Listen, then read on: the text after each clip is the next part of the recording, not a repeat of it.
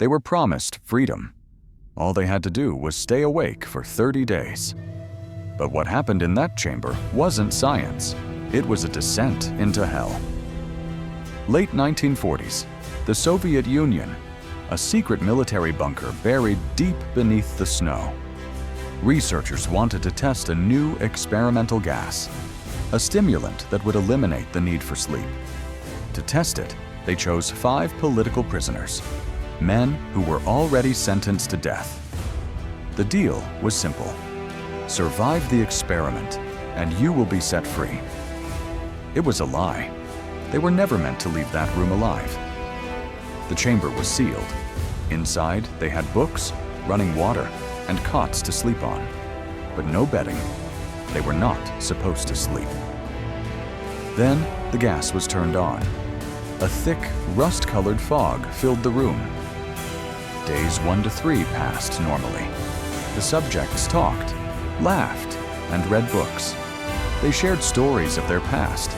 They seemed happy to be escaping execution, but the gas was doing something to their brains, rewiring their fear centers. Day 4. The conversation changed. It became dark, paranoid. They started whispering into the microphones, betraying each other to win favor. "He is plotting against you," they whispered. "Watch him." Day 5. The subjects stopped talking completely. Silence fell over the chamber. They just paced, back and forth, like wolves in a cage. Then the screaming started. Not a scream of pain, but a scream of something breaking inside the mind. One prisoner began running. He ran back and forth across the room, screaming at the top of his lungs. He screamed for 3 hours straight until he tore his vocal cords. Then he continued to scream. But only blood came out. The other captives didn't react. They just tore pages out of books. They plastered the wet pages onto the glass porthole, hiding the inside from the scientists. Then the screaming stopped, and for 3 days, absolute silence. The scientists checked the oxygen levels. They were consuming high amounts of air. It was impossible. They were alive. They were awake, but they were silent. Worried they were dead, the researchers decided to do something forbidden. They turned on the intercom.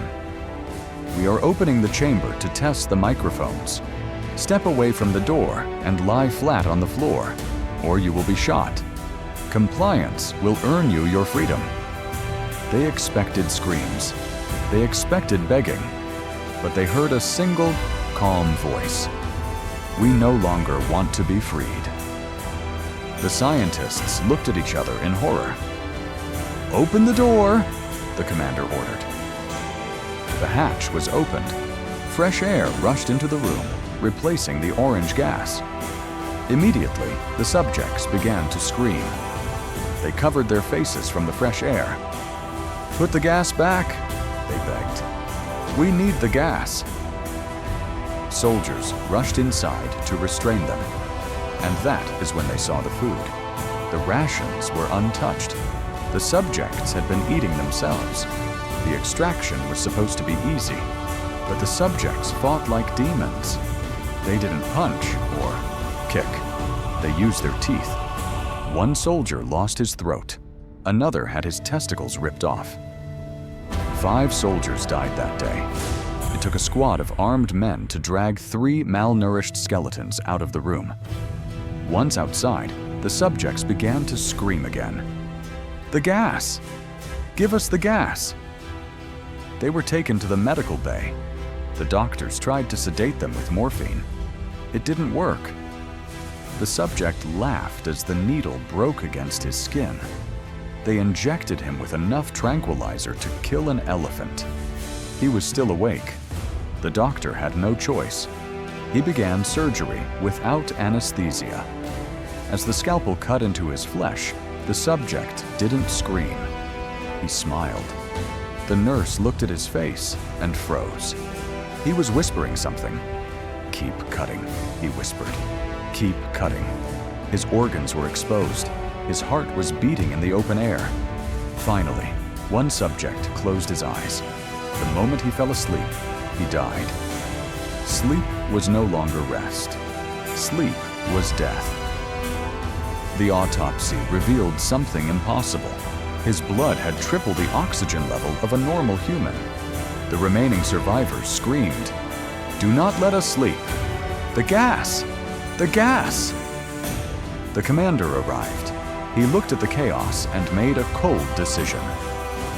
"Put them back in the chamber," he ordered. "Turn the gas back on." The researchers were horrified. "They are monsters. We cannot keep them." The commander smiled cruelly. "Excellent. If you want to study them so badly, you can join them inside." He ordered the soldiers to lock the researchers in with the monsters. The head researcher snapped. He couldn't go back in that room. Not with them. He grabbed a pistol from a guard and shot the commander point blank between the eyes. Then, he turned the gun on the two surviving subjects. Only one subject remained, the one who had smiled during surgery. The researcher pointed the shaking gun at the creature's heart. "What are you?" he screamed. "I must know what you are." The subject smiled. A wide, toothless, impossible smile. "Have you forgotten so easily?" the creature asked. "We are you. We are the madness that lurks within you all, begging to be free at every moment in your deepest animal mind. We are what you hide from in your beds every night. We are what you sedate into silence and paralysis when you go to the nocturnal haven where we cannot tread." The researcher paused. The gun trembled in his hand. Then he aimed at the creature's heart. The shot echoed through the bunker. The creature fell back. The light began to fade from its eyes. The researcher leaned in to hear its final words. In a weak, raspy voice, the subject whispered, "So nearly free." Then there was silence. The Russian sleep experiment was over.